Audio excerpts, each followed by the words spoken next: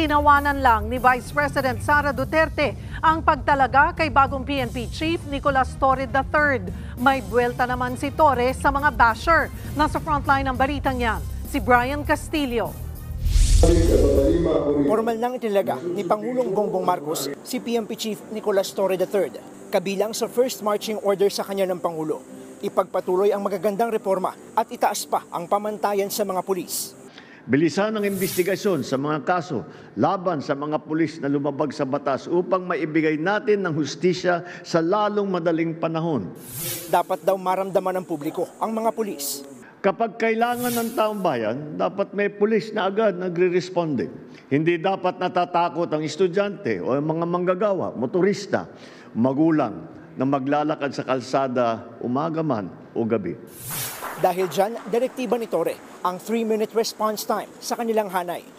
Huwag nyo na kaming hanapin sa mga presinto sapagkat kami ay nasa inyo ng mga telepono. Dial 911, darating kami sa loob ng 3 minuto. Yan ang gagawin natin.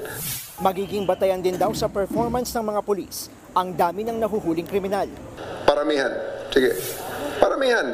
Kung noon ay, make sure that everything that we do are within the ambit of the law. At ang aresto, ibig sabihin, buhay ang tao, dadali mo sa husgado. Pinangunahan ni Torre ang paghahain ng ICC arrest warrant laban kay dating Pangulong Rodrigo Duterte at ang pag-aresto kay Kingdom of Jesus Christ founder Pastor Apollo Kibuloy. Kaya isa rin sa mga inaasahang haharapin niya ang posibleng paglabas ng arrest warrant ng ICC sa iba pang mga akusado sa war on drugs. We'll just cross the bridge when we are there. Nanawagan din siya kay dating presidential spokesperson Harry Roque na harapin ang reklamong human trafficking.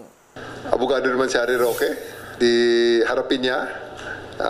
Kasi ito yung kaso na hindi mo na pwedeng dalhin sa kalsada o para rally. You really have to come and submit yourself to the jurisdiction of the courts.